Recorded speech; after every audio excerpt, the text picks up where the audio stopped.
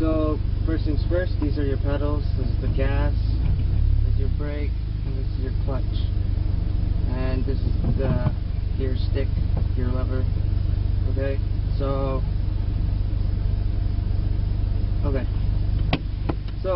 first things first, you push in the clutch and you put it into first.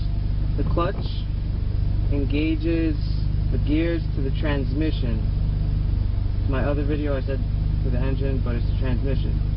Okay, so first you put it into first, and then you give it some gas.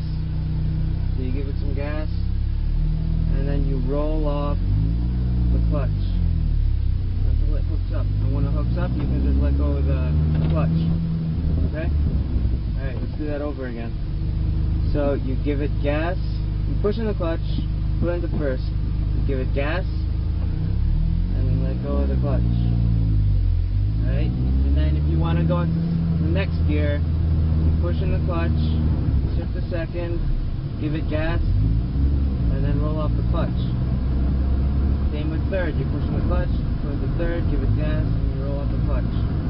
Okay? Alright, so that's moving. Now, how to stop. Okay. Alright, this is how you stop. Let's get going first.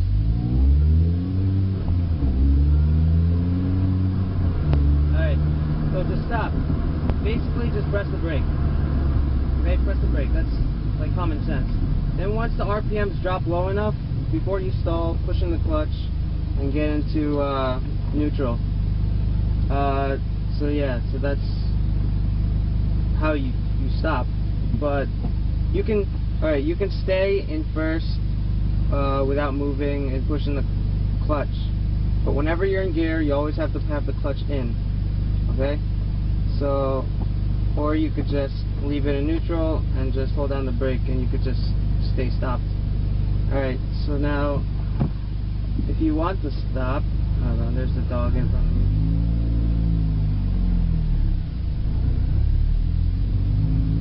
Okay, so if you want to stop, what I suggest, which is the safest way to do this, is to, when you're stopping, press the brake, but don't put it into neutral right away. Don't do one of these. Don't be lazy and do one of these where you start braking and you put it to neutral right away until you go to a complete stop. Don't do that, because just in case like a car like cuts in front of you, then you might have to give it some gas and swerve out of the way. So what you should do is brake, keep it into gear.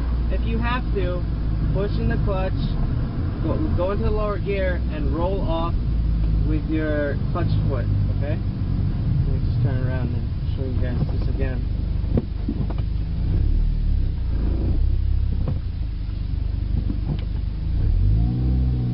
Okay, so that's downshifting for beginners. Alright, so this is how you should downshift. So downshift is push in the clutch, go into the lower gear, roll off the clutch until it hooks up, then you let go of the clutch. Okay? So that's downshifting. Don't downshift into first. It'll be really, well, jerky. Here, I'll show you. So, yeah, it's not very good. Second gear is good enough. Alright? So, now for clutch use. So, basically you're burning the clutch every time you use the clutch, but to reduce this you want to use the clutch less. So this is burning your clutch, alright? This is me burning my clutch. See how it's just staying at the same RPM? And I'm just leaving the clutch half in and just giving it gas until it rolls a lot. That's burning up my clutch. Also, this is burning your clutch when going into the higher gears. If you hear this noise, that's burning your clutch. If you hear that's burning your clutch. Okay, so what you want to hear is an instant change in the transmission. So what you want to hear is this. Instant change. See, that was an instant change. So an instant change.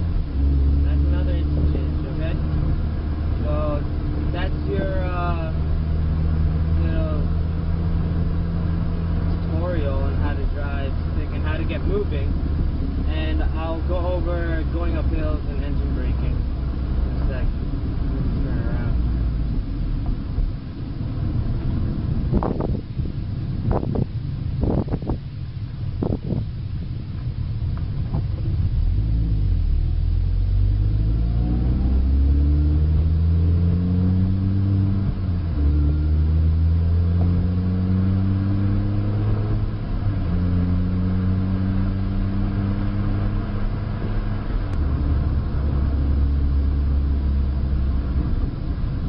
Okay, so we're at a hill now.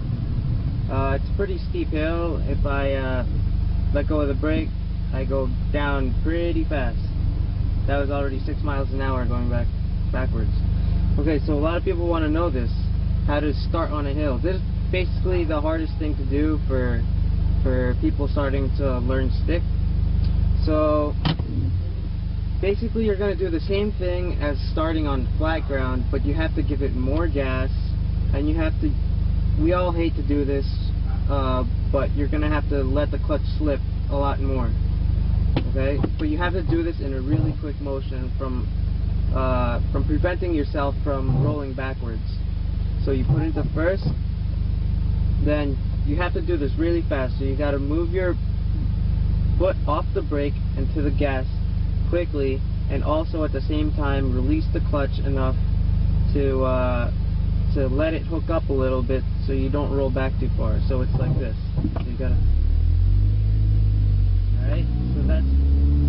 Okay, I'll do it again. You gotta do it really fast. So you for your brake foot, you gotta move it really fast. So you gotta get onto the gas fast enough so that your clutch, so it's like this. Alright, that was a little demonstration without actually doing anything. Alright, so put into first, release the brake, give it gas, and at the same time releasing the brake, let out the clutch a little bit so that it's faster to get to the hookup point of the clutch. So you let go. Alright, so you have to do that fast. You gotta let go. Okay, don't be afraid of rolling back too much, because you really won't move back that much. See, I'll move back maybe, that was maybe 3 or 4 inches. It wasn't far. Okay, so don't be afraid of people behind you. If anything, it's going to be like a little tap. Okay, there's another technique to do, is using your handbrake. So to use your handbrake, well, you basically put the handbrake up so that you won't roll back. You don't have to press the brake anymore. Put it into first, and then you let me move because this guy's making a lot of noise.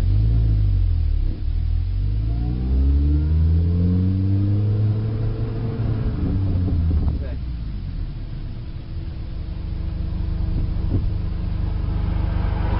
Alright, so you put the handbrake up, put it into first, and then same thing as moving up a hill or on flat ground. You give it gas and roll up the clutch, and then you're gonna feel the car start to hook up. Okay, see, I feel the car starting to hook up right there. So once I feel it hooking up, I let go of the clutch, the handbrake, and I didn't roll back at all. Okay, so that's another technique that you can practice. It takes a while to get down, so you give it gas and let go of the clutch until you feel the car hooking up a little bit. You're gonna feel the car like hunch down a little bit. Alright, see, my car just hunched down right there. So once that hunches down, you let go of the handbrake. Okay, see, I didn't move back at all, and it was really smooth, and it's really simple. So practice that. And one more.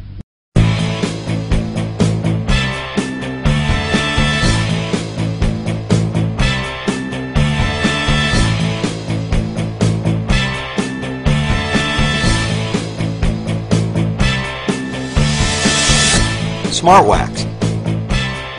Pure 100% carnauba based wax and polish. Cleans, shines, and protects in one easy step. Restores original shine adds gloss and depth to the paint without damaging the surface. Smart Wax is available in cherry pink and banana yellow.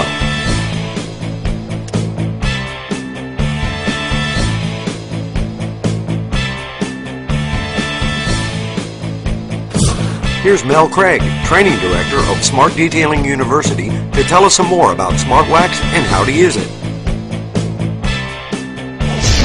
Welcome to Smart Detailing University. I'm Mel Craig, Training Director. Smart Wax is the fastest and easiest wax to use on the planet. It cleans, shines, and protects in one easy step. Smart Wax can also be used on all the glass, acrylic, metal, and painted surfaces.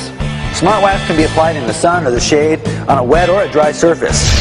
One of the nicest things about Smart Wax, it leaves no smudging, no smearing, no dust, and no residue. Just apply a small amount to a microfiber applicator pad, go in a circular motion, working the wax into the paint. Once you're done applying the wax on the paint, let the product haze up and remove that in a circular motion with a clean, dry microfiber towel, leaving a brilliant, smooth as glass paint finish. Smart Wax is super easy to use and leaves no dust or powdery residue. It restores original shine, adds gloss and depth to the paint, as well as cleans tree sap, bird droppings, road film, or anything that settles on your paint without damaging the surface. It can also be used on windows and chrome. And you just need an applicator towel to use it. Of course, we recommend microfiber. Smart Wax, the one and only product that cleans, shines, and protects in one easy step.